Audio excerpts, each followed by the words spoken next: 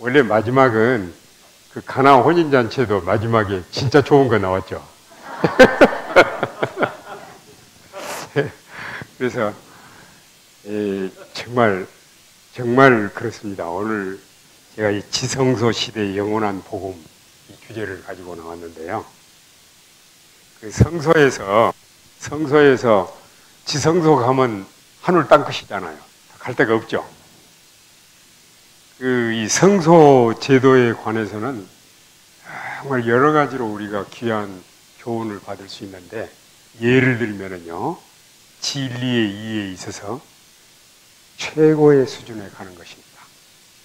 진리에 의해서 지성소. 근데 제가 성경 말씀을 보면서 제7일 안식일 예수 재림 교회가 가지고 있는 독특한 진리가 뭐냐 생각을 해봤는데, 그런 여러 가지 답이 나올 수 있어요. 안식일도 나올 수 있고 재림도 나올 수 있고 건강기도도 나올 수 있는데 다 아니에요. 다 길 수도 있고 아닐 수도 있는데, 이 제7일 안식일 예수 재림교회만 가지고 있는 독특한 기별, 진리가 있어요. 이 세상에 어떤 형태의 교인이든지 신자든지 이 기별을 깨달으면 본인이 인정하든 안 하든 재림교인이 되게 돼 있어요. 그 기별이 뭘까요? 하늘 성소에 대한 개념이에요. 이제 하늘 성소를 조금 더 축소해서 말하면 지성소 기별인데요. 성소에 관해서 연구하는 교회들이 많지만 하늘 성소에 대한 개념을 이해하는 교회는 그렇게 많지 않아요. 거의 없다고 봐야 돼요. 사실은 제7일 안식일 예수 재림교회는 윌리엄 밀러 당시 19세기 중엽의 대재림운동 10월 22일 오신다고 하는 날짜에 예수님 안 오셨잖아요. 대실망했잖아요. 실망의 이유를 푼 게 하이람 에디슨이 대제사장복을 갖추시고 예수님이 지성소로 들어가신 걸 보고, 그래서 실망의 이유를 풀었어요. 제7일 안식일 예수 재림교회는 지성소 시대 백성으로 구성된 교회입니다. 하늘 성소에 대한 개념을 가지고. 그래서 여기서 지성소에 관해서 관련된 제목들이, 어려운 주제들이 많아요. 조사 심판, 재림 전 심판, 천년기 동안 심판, 재림 후 심판, 그리고 늦은 비 성령. 근데 일반적으로 우리 재림 성도들 중에도 늦은 비 성령은 앞으로 내릴 거라고 생각하는데 그렇지 않습니다. 인받은 사람이 늦은 비 성령을 전하게 되는데, 영감의 글에 보면 인치는 사업은 1850년부터 인이 내리기 시작했다 그랬어요. 인이 내리기 시작했다. 근데 1850년이 아니고 예수님이 지성소 봉사 사업을 시작하시면서 인침이 시작됐어요. 조건으로 안식일 진리를 회복했잖아요. 16세기에 종교 개혁이 일어났지만 중세 암흑 시대란 뭐예요? 중세 암흑 시대란 백성들의 손에 성경이 없고 백성들의 머리에 하나님이 없는 시대예요. 근데 종교 개혁이 이룩한 일은 백성들의 손에 성경을 가져다 주고 마음에 하나님을 가져다 준 거예요. 근데 부분적인 종교 개혁이었어요. 안식일 진리가 회복되지 않았어요. 19세기 중엽에 대실망이 있고 하늘 성소에 대한 개념을 보면서 거기에 법궤를 보게 되고, 그 다음에 1847년에 선지자를 통해서 넷째 계명이 환히 밝히는 이런 것들. 그래서 제7일 안식일 예수 재림교회는 하늘 성소에 대한 이해, 안식일 회복, 세천사의 기별이 전해지면서 재림운동이 시작이 됐어요. 그래서 제7일 안식일 예수 재림교회 운동은 늦은 비 운동이에요, 자체가. 그리고 앞으로 일요일 혁명이 내리고 온 세계가 두 무리로 갈라질 때 집단적으로 일요일 혁명이 내리는 것은 미래지만, 언제든지 개별적으로 준비된 사람에게 늦은 비가 내릴 수 있는 시대는 1844년 10월 22일부터 계속되고 있어요. 그래서 오늘 여기서 공부를 할 때 어떤 기대를 갖느냐 하면은, 지금 캐롤라이나 지역 연합 야영에 이 집회를 통해서 저는 그게 반드시 되리라고 믿고 그런 기대를 말씀드리는 겁니다. 여기서부터 늦은비 운동이 일어나기를 저는 기대합니다. 이런 공부를 통해서 개인적으로 또는 교회적으로, 집단적으로, 가정적으로 늦은비 성령에 대한 올바른 이해를 하게 되면은 그런 경험을 하게 되는 것입니다. 장로님 저기 1983년도 그 이야기 하셨는데 제 마음이 뜨거워집니다. 그 이야기만 들어도. 근데 그때의 그 감동이 지금 제 마음에 들어왔어요.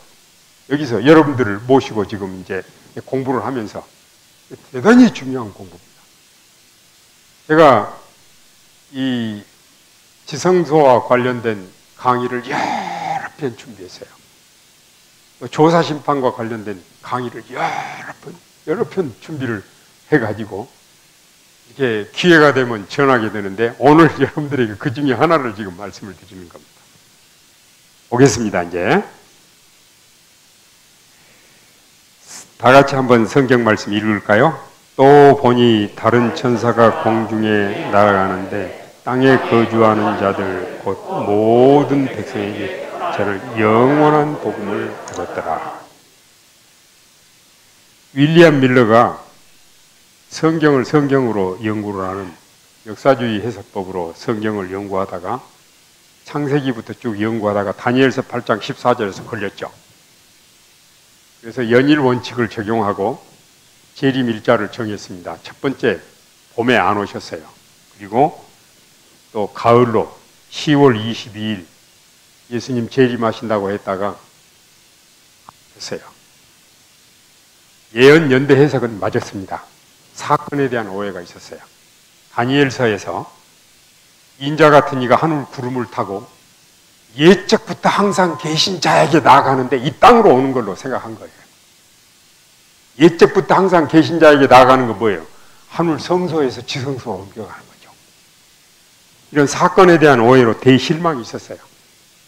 그리고 이 대실망의 비밀을 깨달으면서 제7일 안식 예수 재림교회가 시작이 됐습니다. 그래서 1844년 10월 22일 그날이 지나고 예수님이 오시지 않고 대실망 가운데 있을 때 하이람 에드슨이 쓴 글, 나는 옥수수밭의 중간에 멈추어 섰는데 그때 나의 눈앞에서 하늘이 열리는 것처럼 보였습니다.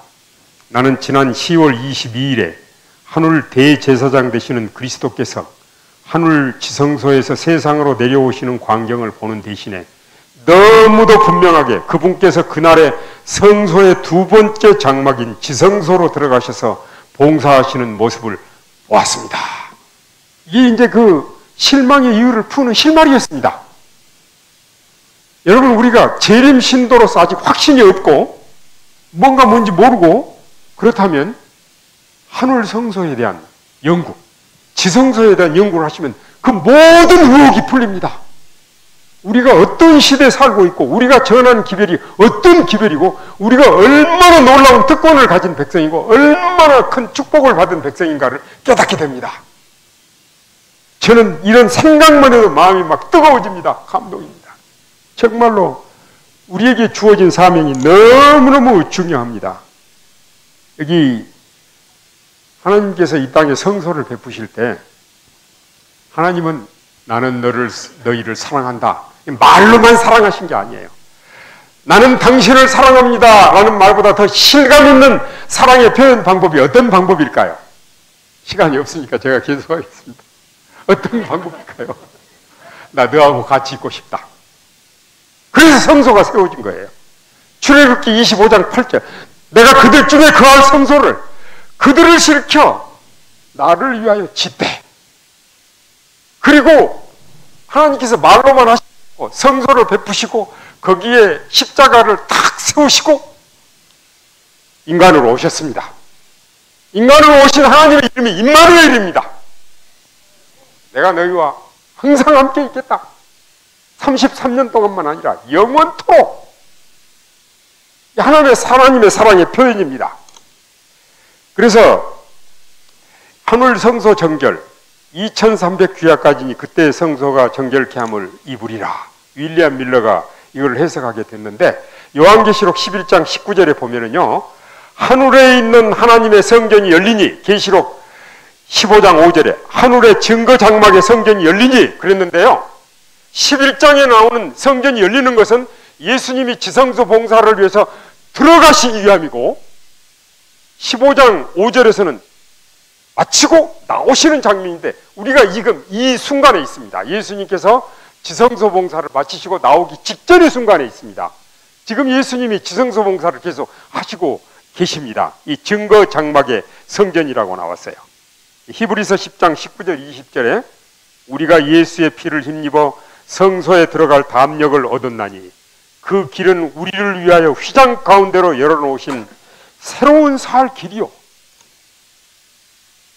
자, 성소 주제는 1844년 실망의 비밀을 푸는 열쇠가 되었고, 나아가 이것은 보세요. 우리가 성막, 번제단, 성막들, 성소 이렇게 헤매고 있을 때가 아니라니까요.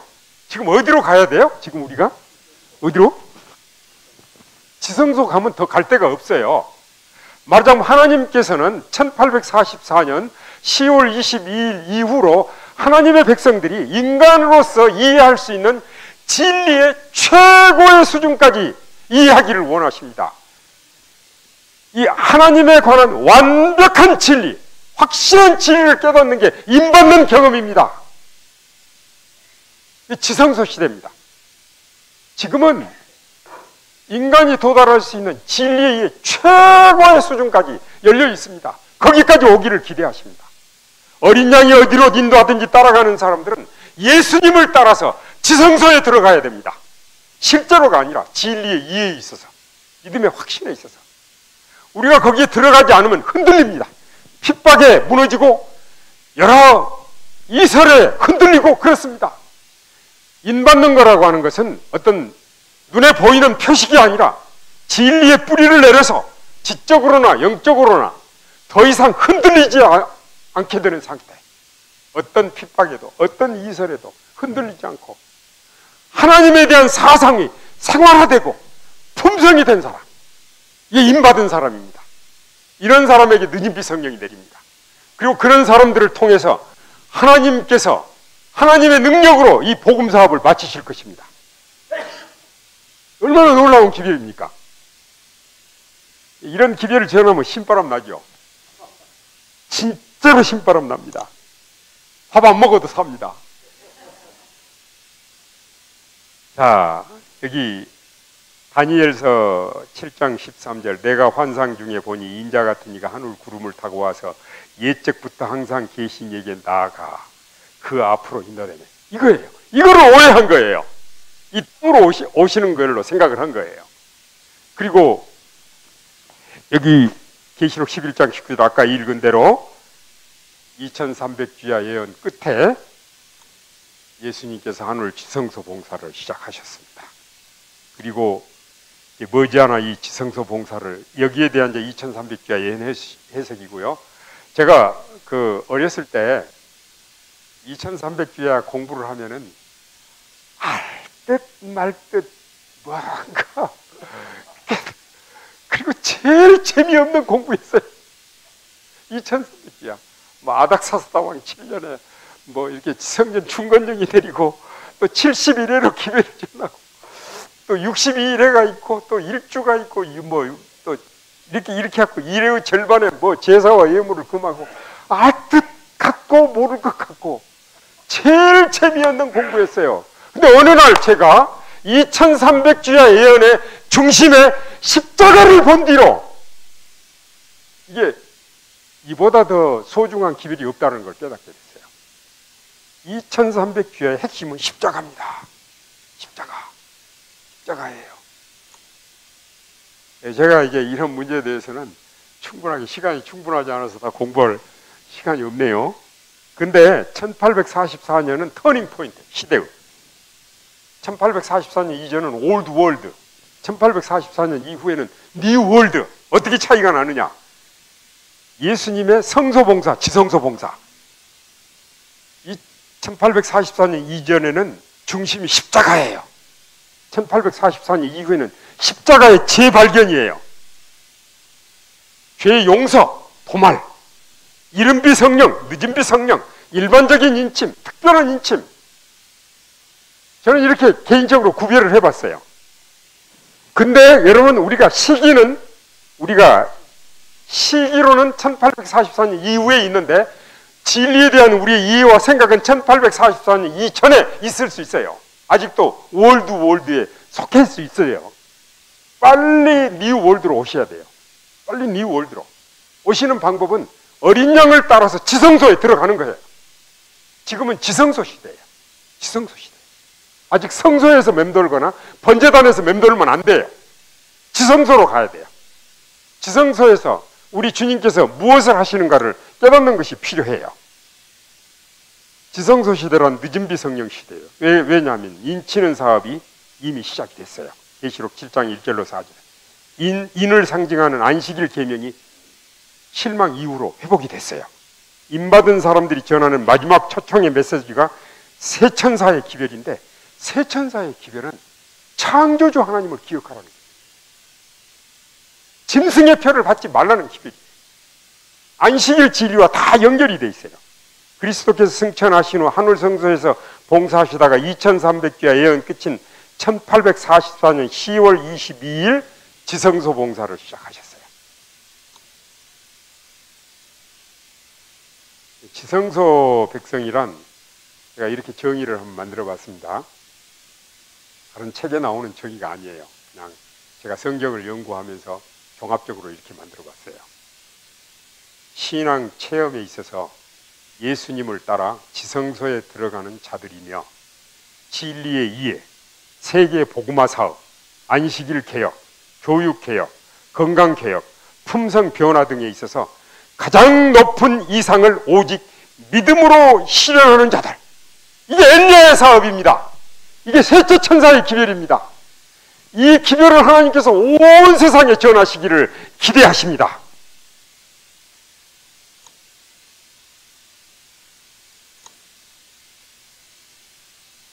여기 화면이 안 나오면 안 되는데 제가 예, 새 천사의 기별이 주는 교훈이 있습니다. 믿음으로 말미암은 의. 첫째 기별은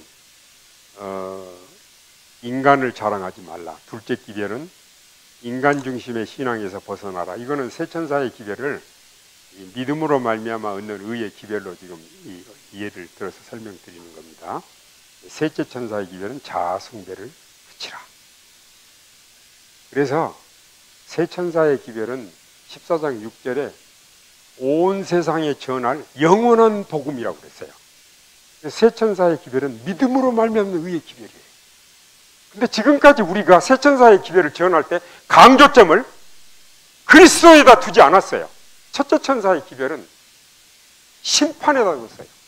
둘째 천사의 기별은 강조점을 바벨론에다 뒀어요. 셋째 천사의 기별은 짐승의 표에다 뒀어요. 그러니까 안식일 교회를 이단이라고 한 거예요. 우리가 만일 새 천사의 기별을 중점을 두자. 여러분 보세요. 첫째 천사의 기별은 하나님께 영광을 돌리라. 심판하실 시간이 이르렀으니 하나님께 영광을 돌리라. 바벨론이 무너졌으니, 인간 중심 신앙이 무너졌으니 그리스도 중심 신앙으로 돌아오라고. 그리스도께 중점을 둬야 돼요. 짐승의 표를 받지 말라. 하나님의 인을 받으라는 거예요. 짐승의 표를 받지 말고. 짐승의 표가 강조점이 아니에요. 하나님의 인이 강조점이에요. 그래서 새 천사의 기별은 인간 중심 신앙에서 벗어나서 하나님 중심 신앙으로 돌아오라는 거예요. 이게 복음이에요. 이게 복음. 하나님께서는 우리에게 영원한 복음으로 전하도록 해주셨는데, 우리는 정죄의 기별, 협박의 기별, 위협의 기별로 전했어요. 반응이 이단으로 나온 거예요. 다시 한번 우리는 하나님께서 주신 이 복음의 기별을 복음으로 전할 필요가 있습니다. 온 세상에 전할 복음의 기별로. 자, 다행히 이 앞에 여기 새 천사의 기별의 특징들을 보면은요, 영원한 복음, 가장 포괄적인 기별, 세계를 위한 유일한 희망, 세계를 위한 최후의 기별, 이렇게 나눌 수가 있는데요. 영원한 복음이라고 하는 것은 이제 이 복음의 근원이 하나님이시고요. 기별의 중심이 그리스도십니다. 과거와 현재와 미래에 있어서 이 복음은 변함이 없습니다. 믿음으로 말미암는 의의 기별이고 중생, 성화, 영광화를 다 포함합니다. 우리 오직 믿음으로 구원 얻고 거듭나고 성화되고 또 불멸의 존재로 변화함을 입습니다. 의인은 믿음으로 산다는 것은 인간의 믿음이 그를 살린다는 것이 아니라 그들이 믿는 자가 그들을 살린다는 것입니다. 우리가 오직 믿음으로 산다고 할 때 내 믿음이 구원한다고 생각할 수 있습니다. 그게 아닙니다. 내 믿음이 나를 구원하는 게 아니라 내가 믿는 분이 나를 구원하시는 것입니다. 완전히 우리는 그리스도 중심으로 돌아갈 필요가 있습니다. 그리고 여기 세천사의 기별은 가장 포괄적인 기별이라고 그랬는데요. 세천사의 기별은 영원한 복음으로 성경의 주요 교리들을 다 포함합니다. 예를 들어서 여기 영감의 글에 보면 이 한 가지 관심, 그리스도는 우리의 의, 이 한 가지 관심이 퍼지고 이 한 제목이 모든 제목을 삼킬 것이다 그랬는데요. 제7일 안식일 기별이나 건강 기별이나 이런 기별들이 우리의 독특한 기별이 될 수 있지만 사실 우리 재림교회 말고 안식일 지키는 집단들이 200여 집단이 넘습니다. 몰몬 교인들도 건강 기별 전합니다. 재림 기다리는 사람 많습니다. 성서 연구하는 사람 많습니다. 재림교회가 가지고 있는 독특한 기별은 한울성소 기별입니다. 한울성소 기별과 안식일 기별이 연결될 때 독특한 기별이 되는 겁니다. 한울성소 기별과 건강 기별이 연결될 때 독특한 기별이 되는 것입니다. 한울성소 기별. 한울성소 기별이라고 하는 것은 하나님 중심 기별입니다. 지성소에 계시는 분이 누굽니까? 하나님께로 돌아가자는 겁니다. 하나님 중심 기별. 오직 하나님의 영광을 위한 기별. 우리는 하나님의 형상으로 지음을 받았기 때문에 하나님께로 가면 갈수록 인간의 가치가 높아지고 하나님께로 가면 갈수록 행복해지기 때문에 오직 내 영광을, 나에게 영광을 돌리라고 말씀하시는 겁니다. 우리가 행복하게 사는 길이 그 길이니까요. 그렇죠? 하나님께서 우리를 만들어 놓고 우리를 통해서 영광 받으시려고 그러신 게 아니라니까요. 우리를 정말로 축복하시고 행복하게 살기를 원하시기 때문에.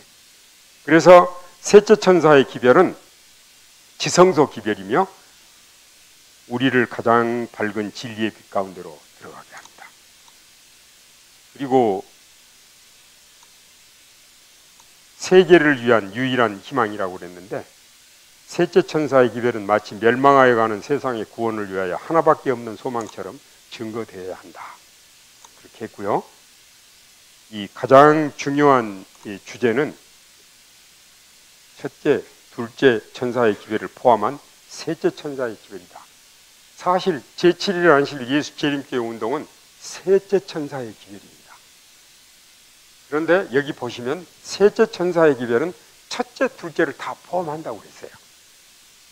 포함한다고 그랬어요. 여기 말씀 그대로죠. 그래서 이 진리는 구원에 있어서 절대 불가결한 것이고 일상생활에서 그 진리를 실천해야 되고 이 진리를 깨닫기 위하여 우리는 열렬한 정신과 경건한 신앙심을 가지고 연구해야 하고 우리의 학구력과 이해력은 최고도로 발휘되어야 한다. 이렇게. 그 다음에 우리 셋째 천사의 기별은 세계를 위한 최후의 기별이에요. 이 기별 위에 다른 기별이 없어요. 이게 마지막 기별이에요. 그리고 어느 분들은 제7일 안식일 예수 재림교회는 14장 운동으로 바벨론이 됐으니까 무너졌으니까 18장 기별대로 거기서 나오라고 적용하는 사람이 있는데 제가 이해하는 대로는요. 계시록 18장 바벨론이 무너졌으니 나오라는 기별은 계시록 14장의 둘째 천사의 기별의 반복이요. 셋째 천사의 기별의 완성입니다. 불가분적입니다. 그들의 주장이 옳지 않습니다. 계시록 14장의 기별은 18장 기별과 함께 하나님께서 이 세상에 주시는 마지막 기회입니다. 이 이후에 기별이 없습니다. 그래서 제7일 안식일 예수 재림교회는 이 마지막 시대 하나님의 마지막 교회입니다. 하나님의 사랑의 마지막 기별을 전하는 백성입니다. 그만큼 책임이 중합니다. 특권도 중한 것만큼요. 세계를 위한 최후의 기별. 이 특별한 기별이 특별한 백성을 일으켰어요. 우리가 이제 제가 오늘 제7일 안식일 예수 재림교회가 이제 특별하다고 얘기했는데 우리가 우쭐할 수 있어요. 여러분 절대 우쭐할 필요가 없어요. 우리가 특별하기 때문에 특별한 백성이 아니에요. 특별한 기별을 이해했기 때문에 특별한 백성이 된 거예요. 하나님께서 주시는 이 특별한 기회를 이해하지 못했다면 더 이상 특별한 백성이 아니에요.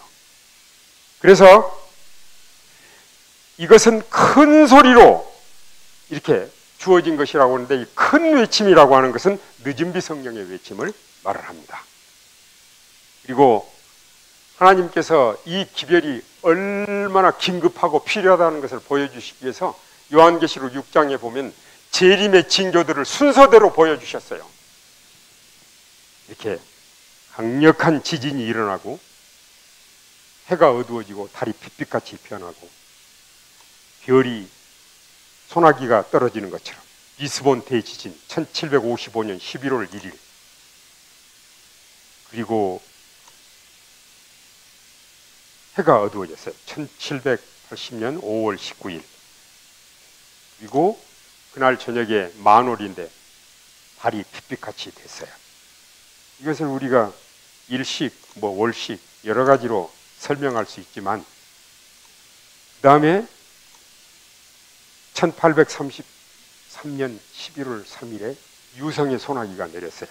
그러면은 여러분 이런 예언 성취가 주는 중대한 교훈이 뭘까요? 중세 암흑시대와 같은 끈질긴 결과가 끝났어요. 종교개혁의 미완성이 완성이 됐어요. 역사상 최대의 개혁과 부흥이 나타나는 시기예요. 이게 새천사의 기별이에요. 저는 우리가 이 기별을 깨달으면 이런 운동에 참여하게 되리라고 저는 믿습니다. 그리고 여러분 이 지역에서 이런 운동이 일어나면 이게 온 세상으로 전염이 됩니다. 하나님께서 존경하는 우리 성도 여러분들을 통해서 이 땅에 온 세상에 미치는 늦은비 운동이 이 지역에서부터 일어나기를 저는 기도드립니다. 예언 연구가 주는 축복. 우리 영감의 글에 보면은요, 성경에도 그랬어요. 이 예언의 말씀을 읽는 자와 듣는 자와 그 말씀을 지키는 자들이 복이 있다. 예언을 올바로 연구하면은 우리 마음에 변화가 생깁니다. 개혁이 생기고 부흥이 생기고 하나님의 말씀을 연구하는 사람들에게는 영적인 놀라운 변화들이 일어납니다. 왜냐하면 과거를 알고 현재를 알고 미래를 분명하게 알기 때문에 삶의 우선순위를 알기 때문에 변화가 일어나지 않으면 안 되겠죠.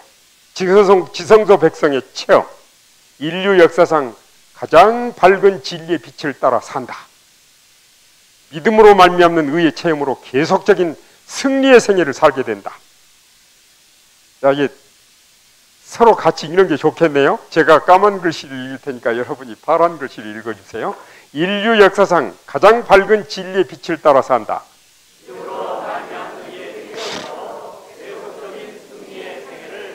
개인적 또는 집단적으로 하나님과 올바른 사랑의 관계를 회복한다. 영혼 구원과 세계 복음화 운동에 대한 사명으로 불타오른다. 이제 까만 글씨 읽어주세요. 어떤 기만적인 이설에도 흔들리지 않는다. 어떤 경우에도 남을 판단하지 않는다.